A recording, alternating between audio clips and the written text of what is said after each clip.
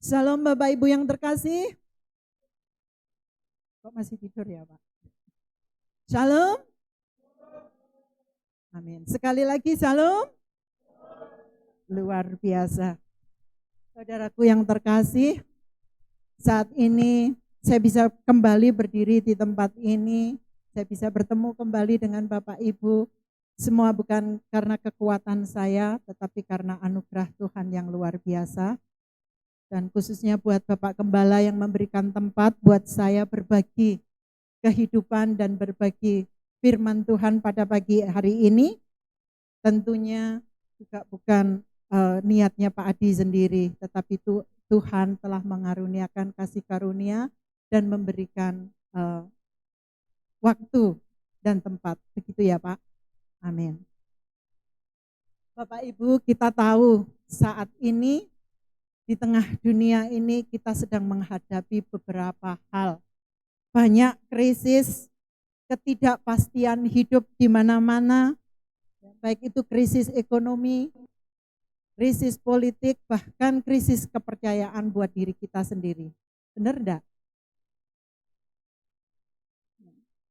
Saya pikir tidak semua orang akan berkata tidak, pasti iya. Termasuk saya sendiri, saya juga memiliki kadang merasakan ketidakpercayaan buat diri saya sendiri. Ya, di dalam konflik yang kita hadapi secara realita kehidupan, pasti kita akan bertanya, di manakah pengharapan sejati ini akan nyata? Di manakah pengharapan sejati ini saya dapatkan? Ini bukan suatu pertanyaan yang bodoh buat kita, tetapi semua orang akan berkata seperti itu. Karena pada saat ini banyak sekali kita temukan baik di sini, di luar negeri sana, orang berlomba-lomba untuk mencari pengharapan yang sejati itu dengan cara mengejar kekuasaan, mendapatkan kekayaan, ya, mendapatkan keberhasilan secara individual, ini di mana-mana. Tetapi saya percaya bahwa di gereja GKIN Bukit Harapan tidak ada yang seperti itu. Amin. Kita akan berharap semua pada anugerah Tuhan. Karena tidak ada yang kaya daripada Tuhan kita Yesus Kristus. Ya, kaya akan segalanya. Kita tidak perlu khawatir apapun yang terjadi di dalam realita kehidupan ini. Kita serahkan di altar Tuhan. Semuanya akan menjadi damai sejahtera. Amin Bapak Ibu. Hari ini kita akan belajar. Saya diberikan tema Yesus memberitakan kerajaan Allah. Yang kita akan ambil dari Injil Markus 1 ayat 14 sampai 15. Mari kita bangkit berdiri dan menyatakan dan sekaligus menerima firman Tuhan ini bersama-sama di dalam hati kita. Dalam hitungan ketiga kita mulai. 1, 2, 3. Sesudah Yohanes ditangkap, datanglah Yesus ke Galilea memberitakan Injil Allah. Katanya, waktunya telah genap, kerajaan Allah sudah dekat, bertobatlah dan percayalah kepada Injil. Amin. Bersilahkan duduk kembali. Bapak Ibu yang terkasih, kita sudah belajar, kita sudah membaca yang di mana ada pesan inti Allah, yang mana pesan ini sudah menjadi hati misi Allah dan mengundang kita semua untuk melakukan apa itu misi Allah. Mari kita belajar bersama-sama. Di sana saya sebutkan KWK. Apa kira-kira KWK Bapak Ibu? Nah itu ada KWK ya di sana. Apa kira-kira KWK? Kerajaan Allah diberitakan di tengah kegelapan, waktunya telah genap, dan kerajaan Allah sudah dekat. Ya, KWK bukan berarti kumpulan wong kocak. Nah, saat ini kita tahu di mana-mana itu ada kumpulan orang-orang kocak ya, baik di sekitar kita sehari-hari, terutama di Facebook, di YouTube, TikTok apalagi. Ini yang banyak menyesatkan. Hati-hati dengan TikTok Bapak Ibu.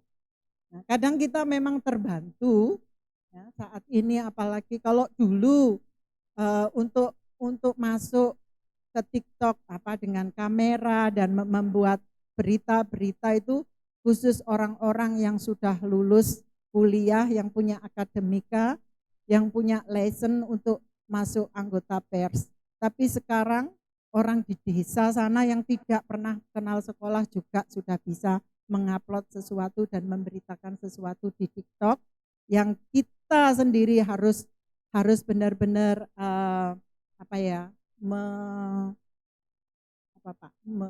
memilah. Maaf, saya kadang-kadang lupa kata memilah mana yang benar dan mana yang tidak benar. Ini kembali kepada kita sendiri. Nah, di sini saya mau bicara di mana kerajaan Allah diberitakan di tengah kegelapan. Ya, pada waktu itu, pada kehidupan yang lalu, dan saya percaya bahwa kerajaan Allah ini diberitakan bukan hanya pada masa itu, di masa Tuhan Yesus memulai pelayanannya, tetapi sekarang dan seterusnya. Saya berharap Bapak Ibu untuk bisa merespon bahwa kerajaan Allah diberitakan bukan hanya pada masa lalu, tapi masa sekarang dan masa yang akan datang dimanapun kita berada. Siap? Haleluya. Amin. Puji Tuhan. Ya. Jika pada masa itu Yohanes ditangkap karena dia menegur Raja Herodes yang mengambil Herodias sebagai istrinya. Lalu Yohanes dimasukkan di dalam penjara yang gelap dan lembab. Tentunya pada saat itu adalah masa yang sulit bagi Tuhan Yesus untuk memulai. Demikian juga dengan kita saat ini. Nah, kalau dulu Yohanes ditangkap, dimasukkan penjara karena menegur Herodes yang sudah salah langkah. Apakah kita akan juga lari berbalik arah ketika kita melihat saudara kita salah arah? Apakah kita akan kembali dan tidak mau menegur? Tentunya tidak. Saya percaya saudara-saudara semua di tempat ini tidak akan balik arah ketika melihat saudara kita salah langkah. Pasti kita akan menegur apapun itu risikonya. Karena Tuhan tahu, ya, Tuhan akan mengurapi kita jika kita menegur. Tetapi dengan cara apa? Dengan cara kasih. Bukan kalau lihat saudara kita yang salah terus ujuk-ujuk kita negur, kita pukul atau kita semprot dengan kata-kata yang kasar, tentunya tidak.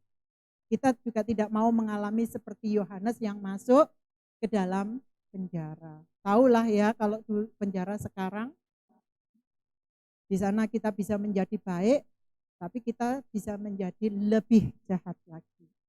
Saya pernah pelayanan satu kali di LP, menangis. Ternyata menurut mereka LP merupakan pendidikan, membuat orang menjadi lebih baik. Dikapokne gitu ya bahasa Jawanya, dikapokne, dimasukne penjara. Ternyata tidak, mereka akan lebih menjadi-jadi. Karena di sana juga tidak ada pengawasan. Bertemu dengan satu orang yang lain yang ternyata juga lebih buruk, akhirnya katut. Oleh karena itulah tadi dikatakan ketika kita melihat ya, yang dicontohkan oleh Yohanes secara manusiawi ya, pada waktu itu menghadapi masa yang sulit. Sama dengan kita sekarang ini, kalau kita mau memberitakan Injil, pasti kita menghadapi masa yang sulit, kita menghadapi ancaman dari orang sekitar kita, kita tidak akan merasa aman, kita akan penuh dengan tekanan. Tetapi kalau kita letakkan hidup kita di altar Tuhan, kita percaya bahwa Tuhan itu bekerja melalui Roh Kudus-Nya di dalam diri kita, kita tidak akan pernah punya rasa takut. Saya sudah mengalami itu berkali-kali, kalau dihitung sudah tidak lagi bisa dihitung dengan jari. Tapi saya mengajak Bapak Ibu, jangan takut, jangan khawatir untuk memberitakan kerajaan Allah dimanapun mereka berada, dimanapun kita berada. Kita harus berani menantang apa yang keluar dari jalur Allah. Saya mempunyai sebuah ilustrasi di sini. Ketika sebuah lampu, nah itu Ibu lihat di layar ada lampu, saya sudah gambarkan. Ketika di rumah kita, listrik kita mati. Padahal kita sedang asik-asik nonton film Jet Li. Kita punya rice cooker, kita punya kulkas, kita punya anak kecil yang butuh lampu. Atau mungkin di supermarket, di mall, di kota ketika kita mati lampu, apa kira-kira yang kita lakukan? Apa Bapak Ibu? Di rumah saja sudah. Ketika di rumah kita lampu kita mati, apa kira-kira yang kita lakukan? Apakah kita akan, duh piye toh lampu ini kok mati, PLN ini orang genah, nah, gitu ya. Maaf kalau bahasa Jawanya enggak pas. Padahal saya orang Jawa Pak Adi. Saya akan mengulang kembali, mengajak otak saya kembali untuk ke belakang. Kira-kira apa Bapak Ibu yang kita lakukan? Apa? Cari sinar. Sinarnya dari mana Pak? Lampunya mati malam hari. Keluar. Lari ya Pak Luis ya, keluar. Terus nabrak kursi, nabrak pintu, nabrak apa gitu ya. Kira-kira begitukah? Oh, sudah tahu jalannya, Pak Louis sudah scan jalan rumahnya ya, jadi tahu kemana lika-likunya. Oke. Terus kalau misalkan di mall, ini banyak orang di mana-mana sedang belanja. Yang punya toko pasti panik, kalau lampunya mati pikirannya pasti, waduh jangan-jangan barangku diambilin sama customer ya, sama pembeli-pembeli. Kan kita enggak bisa lihat. Bisa aja bawa tas besar kayak punya saya, tak masukkan apa saja di situ. Kan enggak tahu karena gelap. Benar enggak? Jadi apa yang kita lakukan kira-kira kalau lampu itu mati, kalau dunia di sekitar ini gelap? Oh Westlight, Pak Adi bawa handphone, luar biasa. Ini sudah teknologi canggih. Betul Pak Adi, kita bawa lampu. Saya sudah gambarkan di sana. Di tengah kegelapan yang harus kita nyalakan adalah lampu. Karena lampu ini sekecil apapun lampu pasti akan menerangi ruangan kita. Akan katakan satu gereja ini penuh dengan kita jualan sesuatu atau penuh kita berjemaat seperti ini. Kalau tiba-tiba lampunya mati pet, kita nggak akan lari turun meskipun kita sudah tahu jalannya iso jelungup ning situ ya. Seperti itu. Nah, kalau di mall mungkin kita akan bertabrakan satu sama lain. Ya, karena kita bingung, kita panik. Satu-satunya jalan yang harus kita nyalakan adalah lampu. Karena lampu sekecil apapun itu lampu akan menerangi di sekitar kita. Seperti itu juga hidup kita Bapak Ibu. Kita harus menjadi terang Allah. Tadi di lagu dikatakan, saya mau menjadi terang. Dan apakah terang itu? Ya tadi saya sudah katakan di awal. Di mana kita berada, tunjukkanlah kasih kita. Kasih yang Tuhan beri di dalam hidup kita.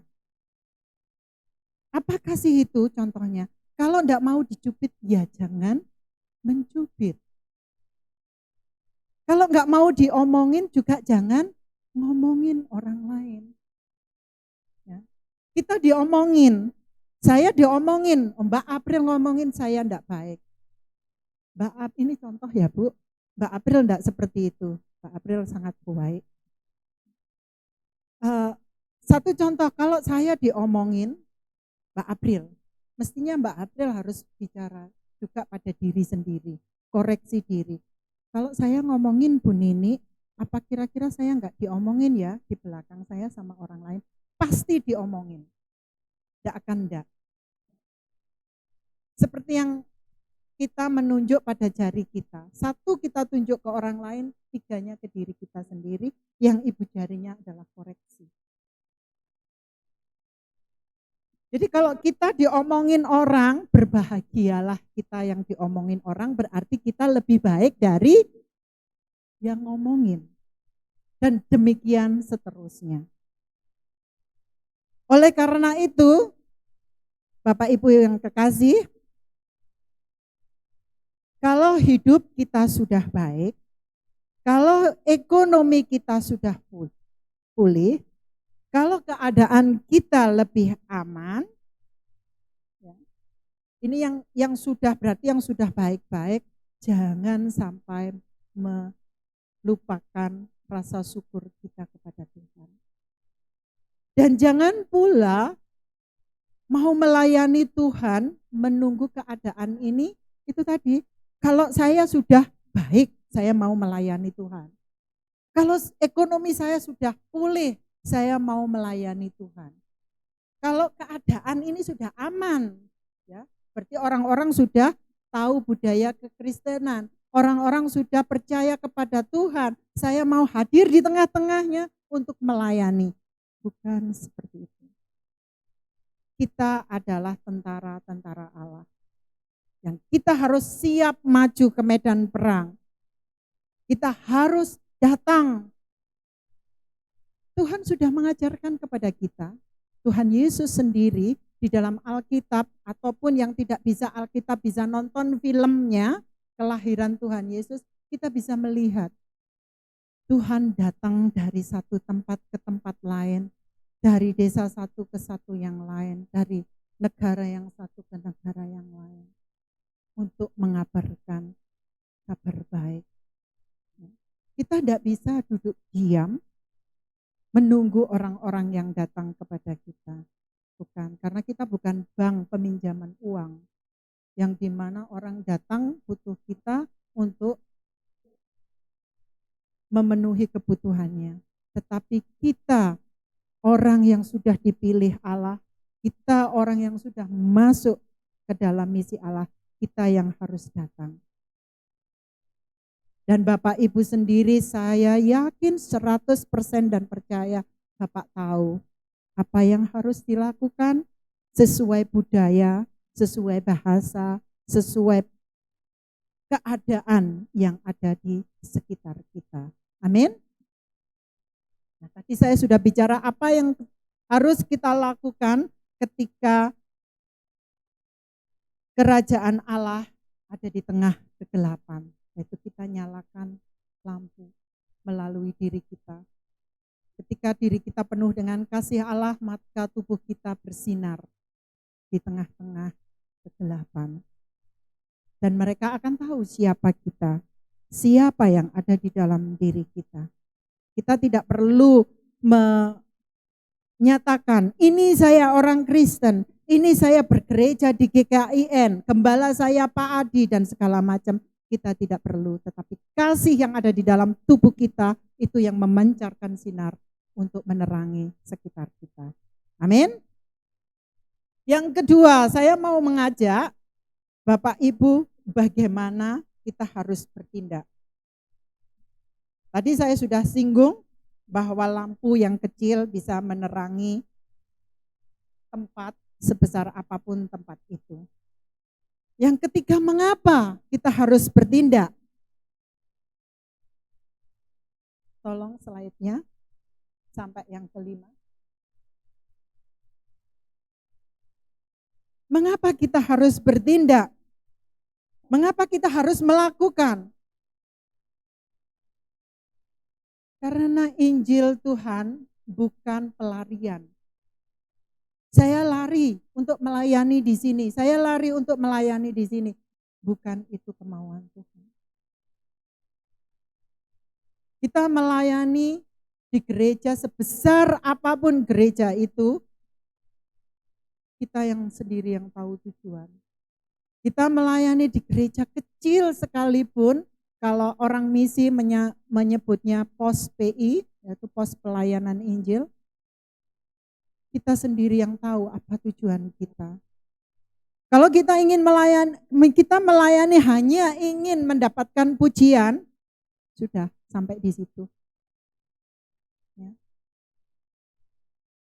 Ya itulah upahmu ketika kamu disanjung. Wah ini si A, si B, wah bagus banget pelayanannya, jadi terkenal. Ya sudah, itulah upahmu di dunia ini. Tuhan tidak akan memberikan upah di surga. Padahal kita sebagai anak-anak Allah, kita ingin mendapatkan upah yang kekal, yaitu masuk dalam kerajaan Allah. Itu yang kita mau. Saya sudah merasakan, ini saya contohkan diri saya sendiri, saya bukan berarti, oh ini loh, Nini, enggak. Ketika saya melayani di gereja besar, yang saya dapatkan, kalau saya mau pujian juga, wah khotbahnya bagus ya, wah pelayanannya bagus. Setelah itu enggak ada lagi Bapak Ibu. Ketika keluar di gereja mungkin 1-2 hari, 1 minggu dikenang, tapi setelah itu hilang. Jadi pujian ini semu. Sama juga harta, itu semu. Ketika saya memiliki sesuatu, saya bisa beli A, B, C, saya bisa mengajak orang untuk ke sana kemari. Setelah itu 1, 2, 3 bulan hilang. Apakah itu yang kita mau sebagai anak Tuhan? Tentunya tidak.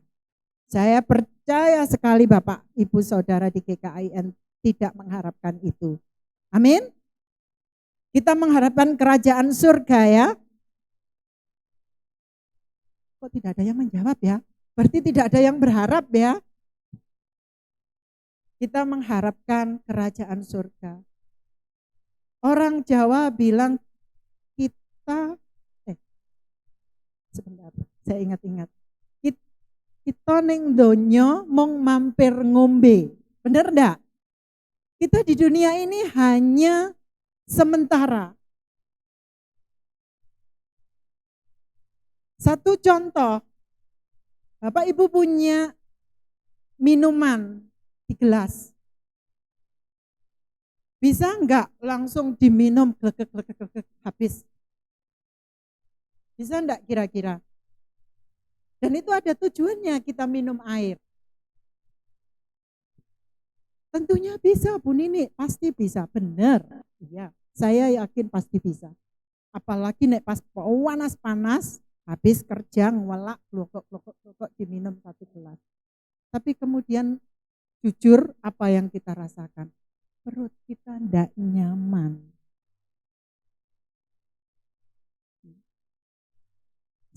Tapi kalau kita minum gelas itu sedikit demi sedikit, kita pahami kebutuhan tubuh kita, maka itu akan mengisi tubuh kita dengan baik dan menjadikan sehat.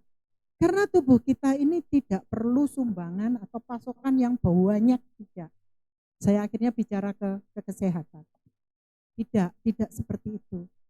Sedikit demi sedikit kita konsumsi ya, sesuai dengan kebutuhan kita. Jangan sampai berlebihan. Katanya kalau overdosis bisa mabuk. Sama seperti firman Tuhan ini, sama. Kita terima semua firman Tuhan, tapi kita tidak merenungkan, apalagi tidak melakukan. Apa jadinya? Tidak berbuah. Tapi ketika kita terima firman Tuhan, sedikit saja kita renungkan, ya, kita pahami, kita lakukan, maka disitulah hidup kita berarti, kasih itu terpancar, dan Bapak Ibu ada di dalam kehendak Tuhan. Ini yang Tuhan mau.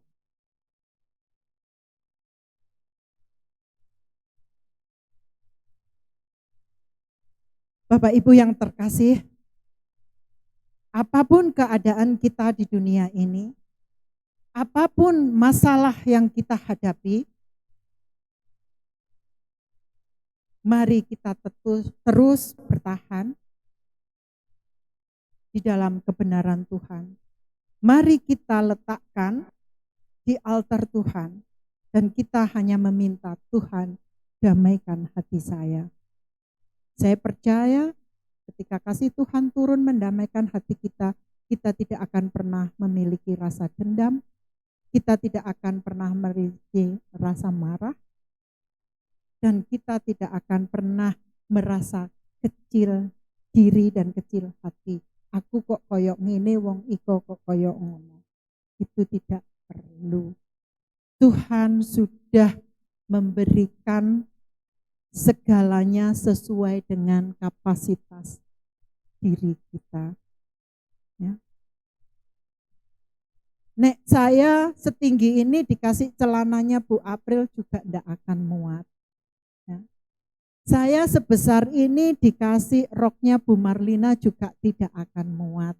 Itulah satu contohnya. Tuhan sudah memberikan sesuai dengan kapasitas pribadi kita masing-masing.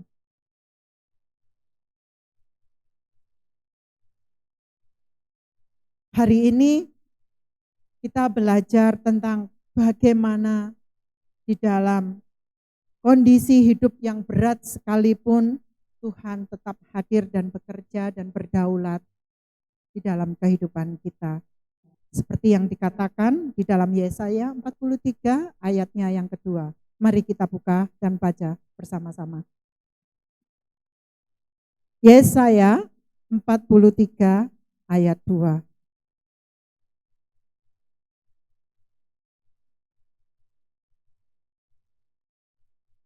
Sudah ditemukan?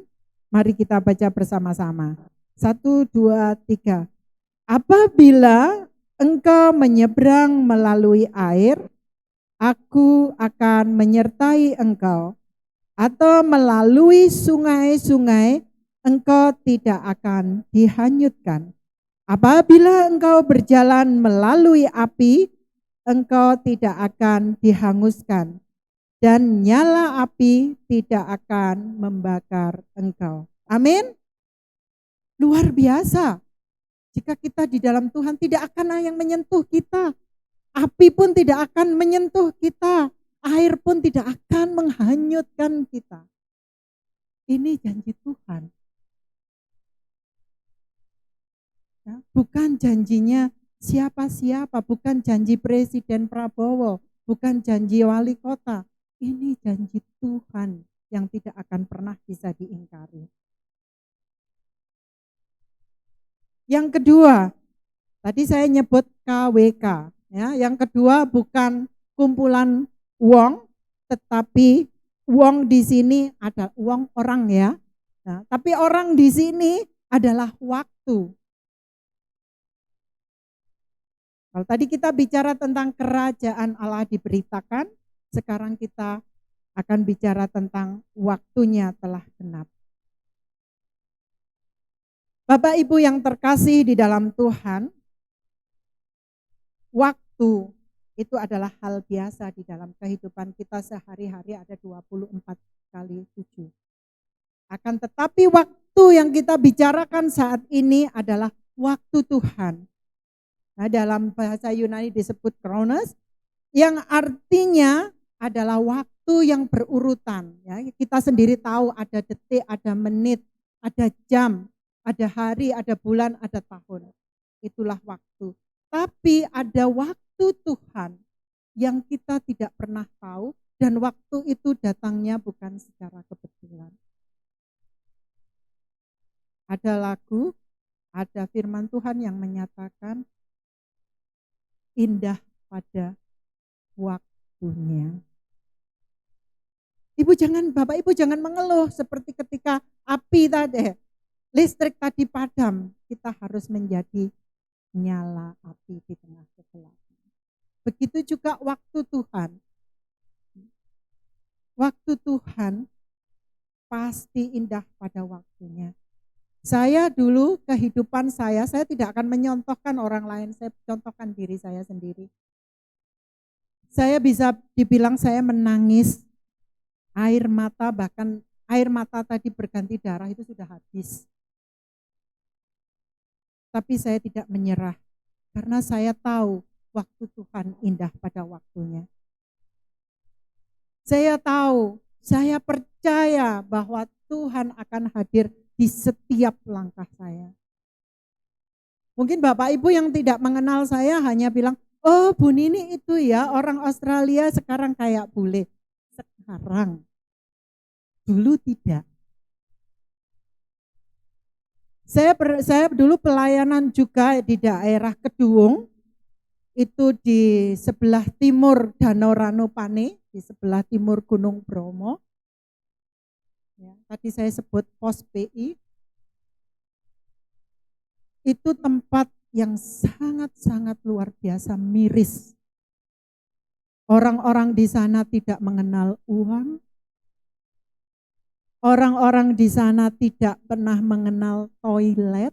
Ya, yang kita walaupun di desa punya toilet cangkruk gitu, orang di sana tidak mengenal apa-apa itu. Orang sana cuma bisanya mengenal nanem di ladang, ya itu enggak tahu ladang di gunung punya siapa, yang pasti punya Tuhan. Dia nanem nanti ditukarkan kalau ada orang datang, ya. Kalau kita dulu saya dengan tim ke sana itu disambut dengan tepuk tangan, orang kota datang, orang kota datang. Miris hati saya. Dia tahu kita membawa makanan, ditukar hasil ladangnya mereka, ditukar kita baju. Coba sampai seperti itu. Bapak Ibu di sini sungguh luar biasa. Sudah hidup makmur, ya, sudah hidup enak, ekonomi sudah ada.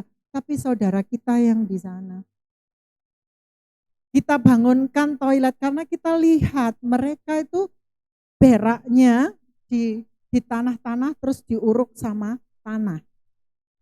Dan itu tidak berbau karena di sana di bawah -0. Bisa dibayangkan dinginnya seperti apa. Saya ada dengan beberapa tim ke sana. Karena kita miris melihat mereka, kok beraknya seperti itu ya, itu zaman ratusan tahun yang lalu. Coba kita bangunkan toilet. Ya, kita minta mereka orang kampung untuk bekerja sama membangun toilet. Kita kasih pintunya yang seperti fiber, yang biru, kuning, hijau itu yang di toko-toko. Kita kasih yang bagus, kita mau mendidik mereka. Kita kumpulkan seperti ini, tidak ada gereja Bapak Ibu. Di sana umat Hindu, tapi kita maju sebagai tentara Tuhan.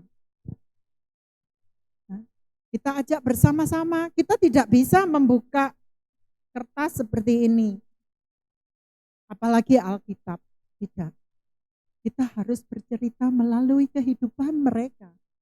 Kita bawa kasih Tuhan melalui kehidupan mereka. Kita menyampaikan berita kebenaran Allah tidak harus dengan Alkitab, tidak harus dengan buku, tidak harus dengan digital, apalagi di sana tidak ada. Tetapi kita masuk ke dalam kehidupan Bapak Ibu, saudara kita sekalian yang kita hadapi. Ini salah satu contoh daripada nyala api. 2 minggu kami di sana, kita kembali setelah kasih penyuluhan, toilet tadi sudah dibangun, ada 6 toilet. 2 minggu kita kembali, kita kunjungi toilet-toilet itu, apa yang Bapak Ibu bayangkan kira-kira? Apa yo kira-kira yang terjadi di sana? Toilet itu sudah tidak kelihatan toilet lagi, tetapi beolnya di mana-mana. Karena mereka tidak tahu.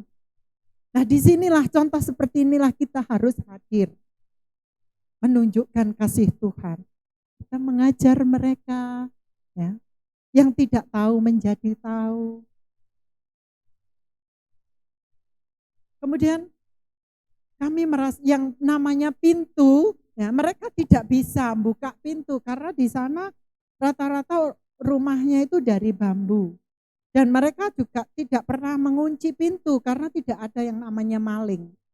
Orang Hindu ini luar biasa kepercayaannya.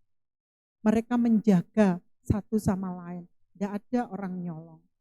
Dan kita tidak bisa menghakimi bahwa orang Hindu tidak percaya Tuhan Yesus. Kita tidak tahu. Mungkin mereka lebih percaya kepada Tuhan Yesus daripada kita, ibu-ibu dan saya. Kita tidak tahu, karena semua ada di dalam hati.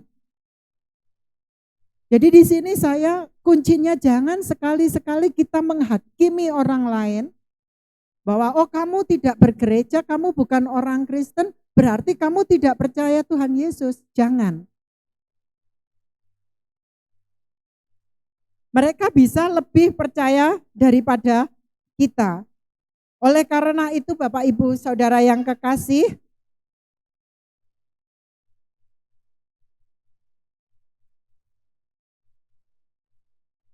kita adalah bagian dari rencana Allah, di mana janji-janji Allah pada waktu itu melalui para nabi sudah digenapi yang bisa kita baca setiap hari di dalam Alkitab kita.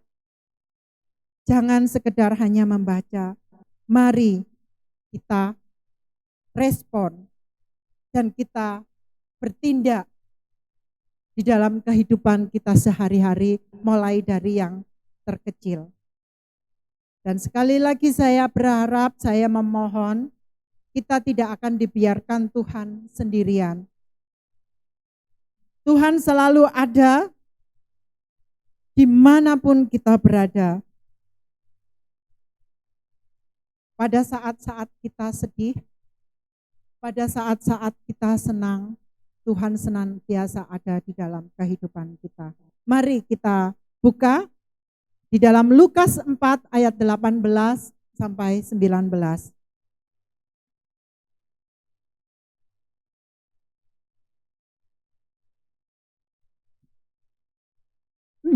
Injil Lukas 4 ayat 18 sampai 19. Bapak Ibu melihat dan membaca dalam hati, saya akan membacakannya. Injil Lukas 4 ayat 18 sampai dengan 19. Roh Tuhan ada padaku, oleh sebab Ia telah mengurapi aku untuk menyampaikan kabar baik kepada orang-orang miskin, dan Ia telah mengutus aku memberitakan pembebasan kepada orang-orang tawanan dan penglihatan bagi orang-orang buta, untuk membebaskan orang-orang yang tertindas dan untuk memberitakan tahun rahmat Tuhan telah datang. Ayat ini dulu disampaikan Tuhan Yesus bahwa Roh Tuhan datang pada Yesus. Demikian juga saat ini, Roh Tuhan tetap akan datang di dalam diri kita pribadi lepas pribadi untuk memberitakan Injil dimanapun, kepada siapapun. Jangan pandang bulu, karena Roh Tuhan ada pada diri kita. Firman Tuhan dikatakan, berbahagialah orang yang tidak melihat namun percaya. Amin. Kita respon bersama-sama ya. Jangan lagi Bapak Ibu merasa kecewa ketika doa kita tidak dijawab. Jangan lagi Bapak Ibu dan saudara semuanya berbalik arah ketika kita menghadapi pergumulan, terutama pergumulan itu tidak selesai-selesai. Wis aku kesel, aku arep balik ae. Jangan.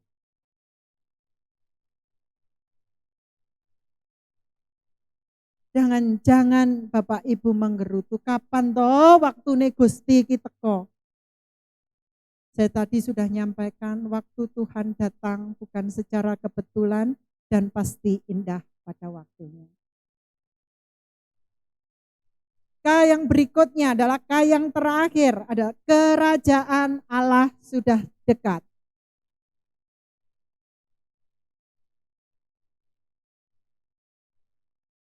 Nah, di sana ada gambar-gambar tangan.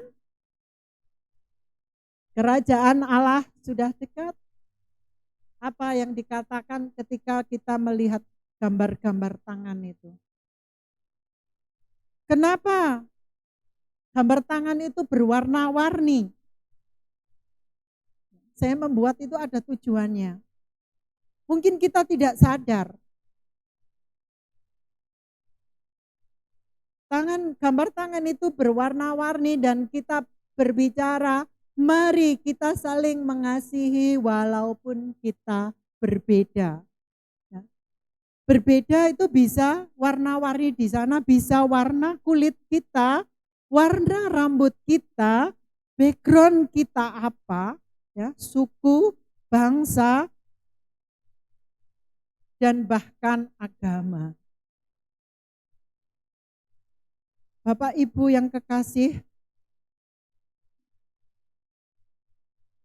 di dalam ruangan ini Bapak Ibu mestinya berbahagia dan bangga jika bisa melayani, mengasihi satu sama lain dengan warna kulit yang sama, rambut yang sama, bangsa yang sama. Dan sudah tahu kalau kita keluar di Indonesia ini banyak berbagai agama. Kita ada di posisi aman kalau kita mau masuk. Di luar negeri sana, saya hanya bicara satu saja di Australia, kita tidak bisa mengenal mereka beragama apa. Karena di negara Australia tidak dianjurkan warga negara memeluk satu agama. Tidak. Kita tidak bisa dibilang tidak beragama. Jadi dikembalikan kepada diri kita, kepada siapa kita percaya. Itu yang membuat kita satu, ada positif dan negatifnya. Positifnya, kita tidak bertengkar satu sama lain karena kita tidak tahu agamamu apa, A, B, C, tidak tahu. Tetapi negatifnya,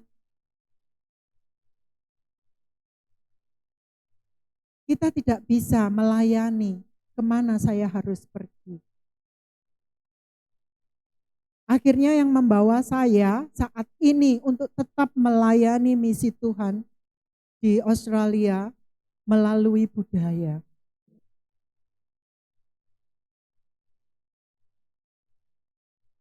Di Australia, KTP saya, SIM saya, paspor saya tidak menunjukkan saya beragama apa, saya sudah menikah atau belum.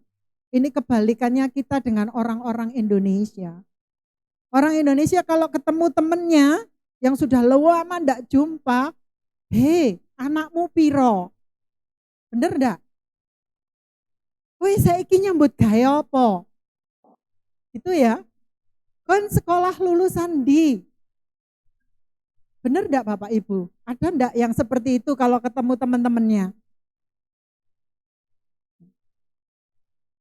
Kalau di sana kita tanya, saya ketemu Bu Simon atau Bu Marlina yang sudah lama enggak ketemu, ketika di Australia saya tanya, "Hei Bu, anakmu piro?" Bisa-bisa ditampar saya. Dan di sana sebenarnya tidak boleh ditampar. Ketika saya nanya, "Hei anakmu piro? Kowe nyambut gawe apa?" Saya angkat telepon. Saya telepon. Saya merasa dibully, saya di-abuse. Ya. Maka orang-orang ini langsung ditangkap. Itu yang tidak baiknya dia. Baik, saya bilang baik, ya kita aman. Tidak baiknya kita tidak bisa bersosial. Jujur Bapak Ibu kalau saya pulang, ya, itu saya seperti dendam. Saya pengen ngobrol ke sana kemari, saya makan ke sana kemari. Karena itu yang tidak saya bisa dapat di sana. Bapak Ibu di sini sudah harus berbahagia, bisa bertanya, anakmu piro, kok kerja ndi, bojomu wong endi. Dan itu budaya kita. Disitulah kita kembali, saya tadi menekankan, kita harus melayani, ya, tidak memandang apa backgroundnya kita, apa latar belakang kita. Tuhan memberikan beban kepada saya bukan bukan lebih enteng. Oh, ini tak lempar ke Australia untuk melupakan saya tidak melayani gereja, tidak. Saya justru melayani orang-orang dari berbagai negara. Tuhan memberikan beban di pundak saya semakin berat sebagai presiden Association Multicultural Association di sana, tidak ringan buat saya. Kalau di sini ada pemerintahan kecil, maka saya mohon, ayo kita bersama-sama tumbuh di dalam pemerintahan kecil ini, baik di gereja kita, di desa kita, RT RW, ya. Kalau di sini ada kegiatan, ada panitia, di gereja ada susunan, ada organisasi gereja, mari kita tumbuh bersama-sama. Tuhan sudah berjanji jika kamu bisa diberikan atau lolos dengan hal yang kecil, maka Tuhan akan memberikan kamu lebih dan lebih dan lebih, diberikan yang terbesar. Sekali lagi saya berkata bahwa kerajaan Allah sudah dekat. Ini bukan bicara tentang wilayah, ini bukan bicara tentang harta, status kita, tentang keluarga kita, tetapi kita bicara tentang pribadi Allah di dalam diri kita. Allah hadir di dalam kehidupan kita yang bisa kita alami secara nyata sehari-hari. Ketika kerajaan Allah hadir di tengah-tengah kita, maka semua itu akan mengalahkan rasa dendam kita, rasa iri kita, rasa benci kita, rasa serakah kita.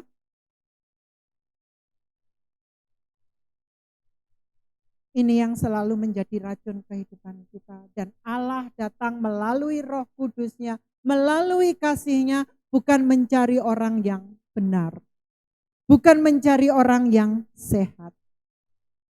Bapak, Ibu, dan saya adalah orang-orang yang sakit, yang harus disembuhkan. Bapak, Ibu, dan saya adalah orang-orang salah yang harus dibenarkan. Bapak, Ibu, saudara, dan saya adalah orang-orang berdosa yang harus diselamatkan.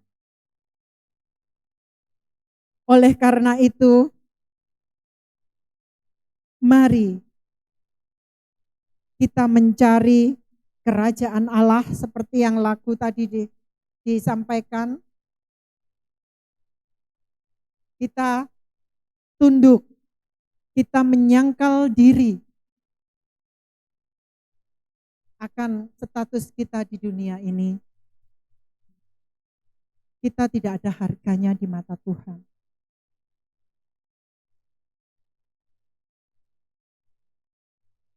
Jangan berpikir bahwa saya kaya, pendidikan saya tinggi, maka saya lebih berharga di mata Tuhan. Nonsense. Tuhan tidak melihat semua itu. Tuhan melihat hati kita. Oleh karena itu, marilah kita bertobat dan percaya. Dengan cara apa kita bertobat? Yaitu kita merespon. Kita merespon anugerah Tuhan. Kita harus mengubah cara berpikir kita, mengubah sikap hati kita, mengubah gaya hidup kita. Bukan sekedar mengucap di dalam mulut kita, saya percaya, saya bertobat Tuhan. Tetapi tubuh kita bertolak belakang. Karena gereja yang sesungguhnya, gereja Tuhan adalah tubuh pribadi kita.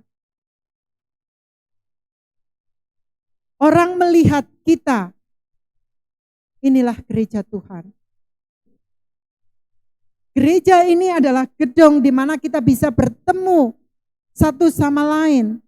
Kita bisa bertukar pikiran. Kita bisa belajar bersama-sama. tapi gedung ini tidak bisa mengaplikasikan, gedung ini tidak bisa berjalan.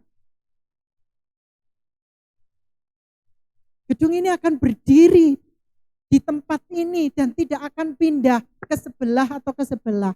Gedung ini mati. Tetapi gedung gereja Tuhan yang sesungguhnya adalah tubuh kita yang bisa pergi kemana-mana. Dan jangan lupa bahwa Tuhan selalu diam di dalam hati kita.